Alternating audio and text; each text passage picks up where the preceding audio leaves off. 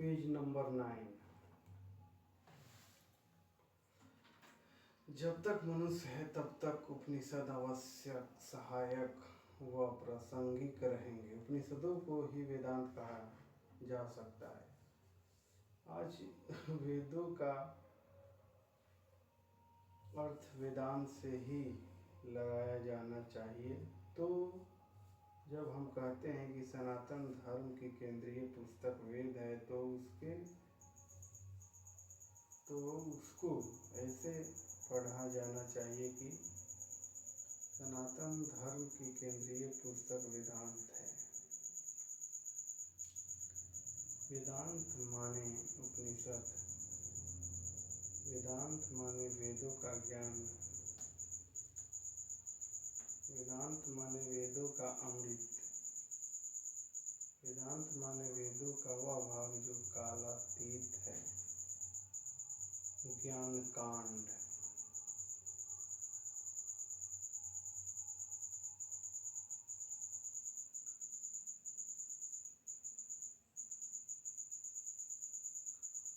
ये तो बात स्पष्ट होनी चाहिए कि वास्तविक सनातन धर्म वेदांत ही है, बाकी सब कुछ तुलनात्मक रूप से कम महत्व का है।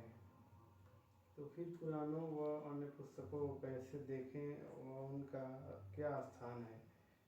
जिस सीमा तक पुराण वेदांत के सिद्धांतों का अनुगमन करते हैं व वेदांत को अभिव्यक्त करते हैं, उस सीमा तक पुराणों को स्वीकार किया जाना चाहिए।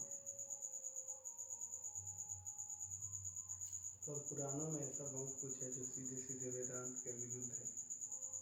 पुराणों व अन्य पुस्तकों के ऐसे सभी भागों को पूरी तरह स्वीकार कर दिया जाना चाहिए जो वेदांत के प्रकाश में असंगत दिखाई देते हैं और जो वेदांत किसी के विरुद्ध है। सत्य दो नहीं हो सकते। कोई वेदांत 2, 10 या 2000 परस्पर विरोधी सत्यों को यदि एक साथ लेकर चलेगा तो बलहीन और विक्षिप्त सा ही रहेगा। उपनिषदों के अर्थ विद्वानों द्वारा कुछ अलग अलग तरीके से किए जा सकते हैं।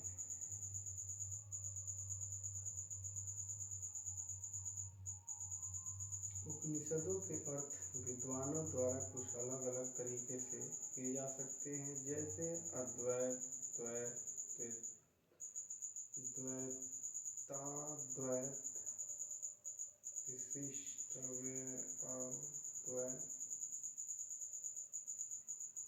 जैसे अद्वैत, द्वैत, द्वैताद्वैत, विशिष्ट अद्वैत आदि। लेकिन फिर भी सभी विद्वान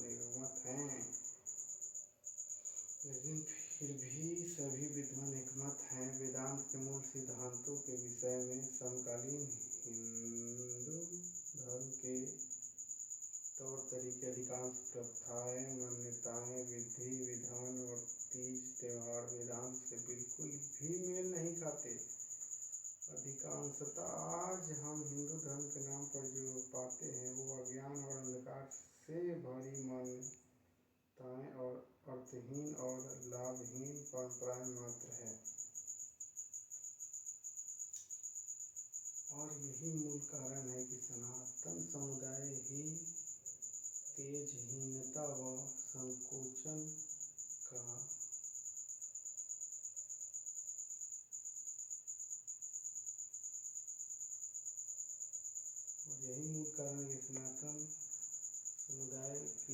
तेजहीनता व संकोचन का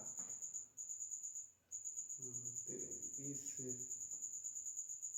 तरीके से कोई संकोच ही नहीं रह जाएगा।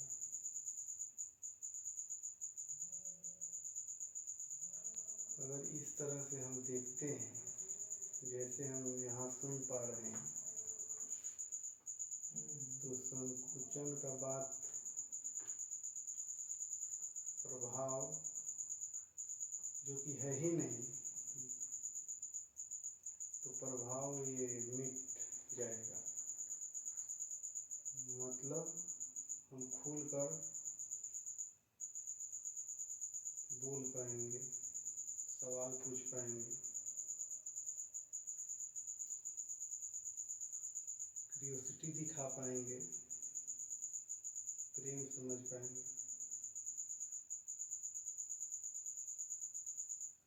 पूछ पाएंगे, बता पाएंगे। अगर इसमें आप समझिए तो पूछना और बताना एक ही बात है, क्योंकि हम समझना चाहते हैं और यहाँ मर्म निकल कर आता है। आगे देखते हैं, सनातन धर्म के अनुयायियों में यदि ज्ञान, तेज और शक्ति का संचार करना है तो उसका एक ही तरीका है, सनातन धर्म को उसके मूल से जोड़ना। हमें यह स्पष्ट समझना होगा और उद्घोषणा करनी होगी कि मात्र वेदांत ही सनातन धर्म है और जो कुछ वेदांत विरुद्ध है वो उसी की तरह त्याज्य है। वेद कम से कम 4 से 5 वर्ष पुराने हैं और भारत देश अफगानिस्तान से लेकर वर्मा तक और कश्मीर से कन्याकुमारी तक विस्तृत है। इतने बड़े क्षेत्रफल के इतने लंबे इतिहास में इसकी सीमाएं सदा खुली रही है और तमाम तरह के विदेशी प्रभाव भी इस पर पड़ते रहे। स्पष्ट है कि सनातन धर्म के प्रामाणिक मर्म पर समय की धूल की असंख्य परतें जम गई है। धूल की इन परतों के नीचे वास्तविक सनातन धर्म कहीं खो सा गया है, जो कि ऐसा नहीं है। इसलिए नहीं है कि पहचान की ज़रूरत है। जैसे हम कहते हैं जान पहचान, तो ये कहीं खोया नहीं है, ये पास में ही है। क्योंकि जान तो पहचान,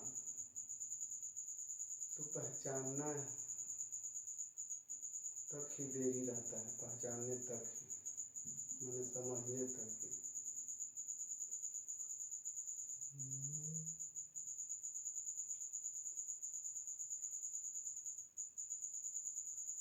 तो ये कितना पुराना है इससे कुछ समझ में आता है, फिर भी ये कहने भर के लिए पुराना नहीं है,